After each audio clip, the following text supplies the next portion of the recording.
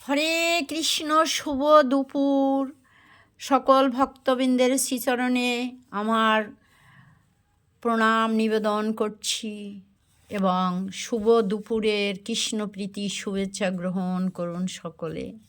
হরি বল হরি বল, সকলে কৃপা করুন। আজকে মহাপ্রভুর কথা পাঠ করছি, সকলে কৃপা করবেন। ওং নম ভগবতে বাসুদেবায়। শ্রী গৌরহরির কথা হইল কীর্তনিয়া সদা হরি। এই হরি কীর্তনের কথাটাই শ্রী মহাপ্রভু যথাযথভাবে আচার ও প্রচার ক্রমে অভিহিত করেছেন, যাহাতে জীব অত্যান্তিক মঙ্গল লাভ করতে পারে।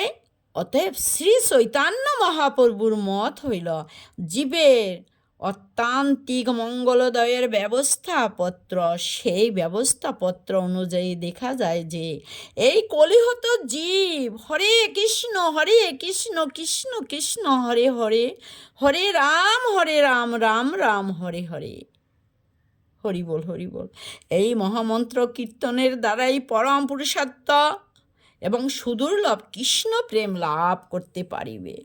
শুধু এই কথাটি প্রচার করবার জন্য নিত্যানন্দ মহাপ্রভুকে আদেশ করেছিলেন। মহাপ্রভু, শুনো শুনো নিত্যানন্দ, শুনো হরিদাস, সর্বত্র আমার আজ্ঞা করহ প্রকাশ। প্রতি ঘরে ঘরে গিয়া করো এই ভিক্ষা, বল কৃষ্ণ ভজ কৃষ্ণ, কর কৃষ্ণ শিক্ষা। চৈতন্য চরিতামৃতের কথা। অনন্তর তা যাহা হইল তাহা এই যে শ্রী নিত্যানন্দ প্রভু ও নামাচার্য শ্রী হরিদাস ঠাকুর ভক্তিপীঠ এবং দ্বীপের সুরভি কুঞ্জ নামক প্রচার কার্য কেন্দ্রস্থল করিলেন। এইভাবে নামহট্টের প্রকাশ ঘটিল। অতএব এই নামহট্ট ব্যাপারটি একটা নূতন কিছু নয়। সে যাই হোক, সার কথা হইল নিত্যানন্দ প্রভু অনন্তর তাহার অপ্রকট প্রস্থানের পর এই নামহট্ট প্রচার প্রসঙ্গে আসিল স্বর গোস্বামীর উপর, দায়িত্ব আসিল স্বর গোস্বামীর উপর।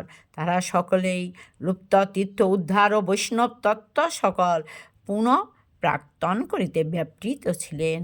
হরি বল হরি বল, জয় গৌর, জয় নিতাই, জয় সকল পঞ্চতত্ত্ব শ্রীকৃষ্ণ চৈতন্য প্রভু নিত্যানন্দ শ্রী অদ্বৈত গদাধর শ্রীবাস আদি গৌর ভক্তবৃন্দ, নিতাই গৌর। হরি বল হরি বল হরি বল হরি বল হরি বল।